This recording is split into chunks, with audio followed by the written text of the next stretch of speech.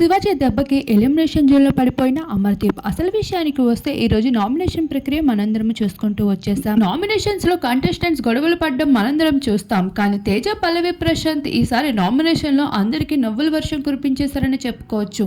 మరొక వైపు శివాజీ ఇచ్చిన ట్విస్ట్ కి దిమ్మ తిరిగిపోయింది. ఈసారి నామినేషన్ చూసుకున్నట్లు అయితే ప్రిన్స్, రతిక, దామిని, శుభశ్రీ, ప్రియాంక, గౌతమ్, తేజలు నామినేట్ అవడం జరిగింది. అయితే ఇక్కడ బిగ్ బాస్ పెద్ద ట్విస్ట్ ఇస్తూ వచ్చేసారు. అయితే సెకండ్ కన్ఫర్మ్ కంటెస్టెంట్ అయిన శివాజీకి స్వైప్ చేయాలని చెప్పుకుంటూ వచ్చారు. నామినేషన్లో ఉన్న ఒక కంటెస్టెంట్ని సేవ్ చేసి మరో కంటెస్టెంట్స్ని ఇందులోకి పెట్టాలి అంటూ చెప్పడంతో శివాజీ అయితే తేజని స్వైప్ చేస్తూ అమర్దీప్ని నామినేషన్లో పడేస్తాడు.